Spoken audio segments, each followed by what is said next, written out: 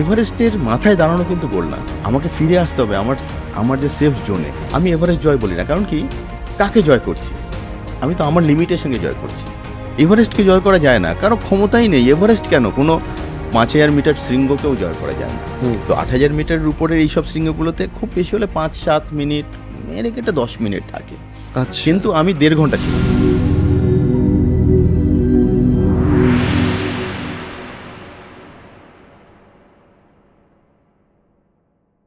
এভারেস্টে ওঠার এক্সপিরিয়েন্সটা আমাদের যদি একটু বলেন, বিশেষত উঠে পৃথিবীর সর্বোচ্চ শৃঙ্গের মাথায় দাঁড়িয়ে আপনার কীরকম ফিল হচ্ছিল? হ্যাঁ, আসলে সেই এভারেস্ট তো একটা আমার পাহাড়েরও একটা কুষ্টি পাথর, যেটাই আমি ঘষলে নিজে কতটা খাঁটি হয়েছে কি না হয়েছে বোঝার চেষ্টা করি। কিন্তু এরকম না যে এভারেস্টের মাথায় উঠেই আমার প্রচণ্ড অনেক কিছু মনে হয়েছে, দারুণ ফিলিংস হয়েছে। এটা আমি যদি আমি একটা অন্য স্পোর্টসের সঙ্গে তুলনা করছি, যে আমি একটা ফুটবলারের আলটিমেট গোল কি? ওয়ার্ল্ড কাপের মানে যে কোনো একটা গেম, তার আলটিমেট গোল কি? ওই দিনের গেমটার আলটিমেট জিনিস জিতে আসা। জিততে গেলে কি করতে হয়? ভালো খেলতে হয়। ভালো খেলতে গেলে মানে কি ভালো খেলতে পারে, ভালো খেললেই জেতে না। কি হলে জেতে প্ল্যানটা সাকসেসফুলি, যদি সব ঠিক আছে, প্ল্যান সাকসেসফুল হলেও নাও জিততে পারে, কিন্তু একটা জিনিস আছে, গোল করতে হবে। রাইট। আমি বাজে খেললাম কিন্তু গোল, আমি সেম সাইড গোল পেয়ে গেলাম, তাও মানে আমার কথা হচ্ছে আলটিমেট গোল করতে হবে, তাই তো? গোল করাটা হচ্ছে ফুটবল খেলায় জেতা। যে যত বেশি গোল করবে সে জিতবে, এটাই একদম। এর মধ্যে আর কোনো অন্য কিছু নেই। স্ট্র্যাটেজি সে তো পরের কথা, গোল করার জন্য সেসব। কিন্তু অনেক ভুল স্ট্র্যাটেজি, ভালো স্ট্র্যাটেজিও গোল না করতে পারে, অনেক ভুল স্ট্র্যাটেজিও গোল মানে হয়ে যেতে পারে, তাই তো? তো এভারেস্টের মাথায় দাঁড়ানো কিন্তু গোল না। মানে অনেকে যেটা ভুল করে, এভারেস্টের মাথায় পৌঁছে গেছেন, তাহলে না, একদমই না। ও তখন খেলাটা হাফ হয়েছে, হাফ টাইম হলো, আমাকে ফিরে আসতে হবে আমার যে সেফ জোনে, আমার বাড়িতে ফিরে আসতে হবে। সেই জন্য গোলটা এবার কখন হয়? এমন একটা স্পোর্টস আমি করি, যেই স্পোর্টসে আমার কোনো অপোনেন্ট নেই। অনেকে বলে প্রকৃতিকে হারানো, এই যে এভারেস্ট জয় যে কথাটা বললেন, আমি এভারেস্ট জয় বলি না, কারণ কি কাকে জয় করছি? আমি তো আমার লিমিটের সঙ্গে জয় করছি।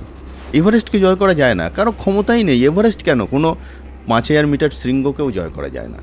আমি আরোহণ করতে পেরেছি, আমি পৌঁছতে পেরেছি, অ্যাচিভ করতে পেরেছি। অ্যাচিভ করা, আর আসলে জয়টা কেন এসছে? আমরা ব্রিটিশদের দ্বারা প্রচণ্ডভাবে প্রভাবিত। ওরা মাউন্টেনিংকে বলে কঙ্কার, মানে জয়। ওখানে যখন লেখা হয় মাউন্টেনিং, তখন ক্যাম্প, আমরা বেস ক্যাম্প, তারপর ক্যাম্প 1, ক্যাম্প 2 যে তাঁবুগুলো লাগাই, সেগুলোকে ক্যাম্প বলে। ক্যাম্পটা রোমান লেখে, ক্যাম্প 1, রোমান 1, রোমান 2, রোমান 3। কেন? এর পিছনেও একটা মানে ওই যুদ্ধ ব্যাপার আছে। ওদের কাছে মাউন্টেনিংটা একটা যুদ্ধের মতন ওরা তৈরি করে দিয়েছিল আবহটা, যে যখন আগেকার দিনে সৈন্যরা এগোতো, তখন যে শিবিরগুলো বানাতো, শিবিরগুলোকে রোমান হরফে ওরা বলতো। ক্যাম্প 1 আমরা নিউমেরিক 1 লেখে না, ক্যাম্প 1, 2, 3, 4 মানে 1, 5, 1V যেটা হয় আমাদের রোমান, সেইভাবে লেখে। এইটা কেন? মাথার মধ্যে আছে যুদ্ধ, যার জন্য যখন এভারেস্টের মাথায় পৌঁছচ্ছে বলছে কঙ্কার মাউন্ট এভারেস্ট। কঙ্কার করা যায় না, এভারেস্টকে কঙ্কার করা কারো ক্ষমতাই নেই। এত বৃহৎ সে, এত বিশাল সে, না এত বৃহৎ। কঙ্কার কি করছি? আমার যে ক্ষুদ্রতা, আমার যে লিমিটেশন, সেইটাকে কঙ্কার করছি। চূড়াতে কতক্ষণ মোটামুটি থাকা যায় বা পর্বতারোহীরা থাকে পরিষ্কার ওয়েদার হলে? যেমন আপনার ভিডিওতে আমি দেখছিলাম দূরে কাঞ্চনজঙ্ঘা, মানে দারুণ একটা ওয়েদার ছিল ওই সময়। হ্যাঁ, কিন্তু সাধারণত এগুলো তো 8000 মিটারের উপরে শৃঙ্গ।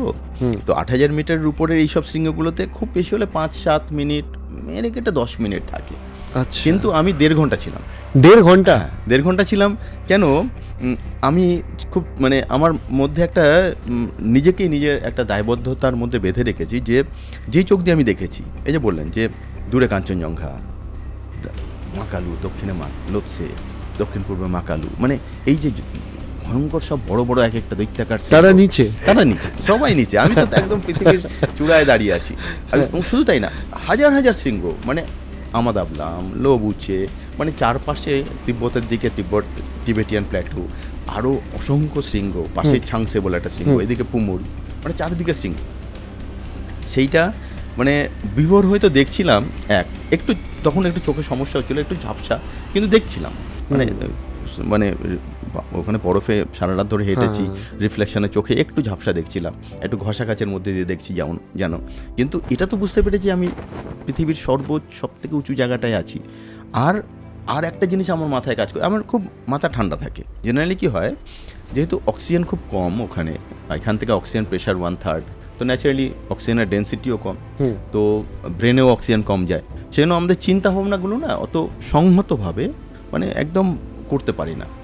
কিন্তু আমি দেখি যে আমার এটা উপরওয়ালার বরদান যেন, যে আমি যত উপরে যাই আমার মধ্যে ওই চিন্তা ভাবনার কোনো গন্ডগোল হয় না। তা আমার মাথায় এটা কাজ করে যে আমি প্রচুর ছবি তুলে নিয়ে যাব, যার জন্য আমি এভারেস্ট শুধু না, কাঞ্চনজঙ্ঘার মাথায় আমি 1.5 ঘন্টা ছিলাম, যে প্রচুর ছবি তুলেছি। আর সেই ছবি কারণ কি, যেই চোখে আমি দেখছি সেই চোখে যেন দর্শককে দেখাতে পারি।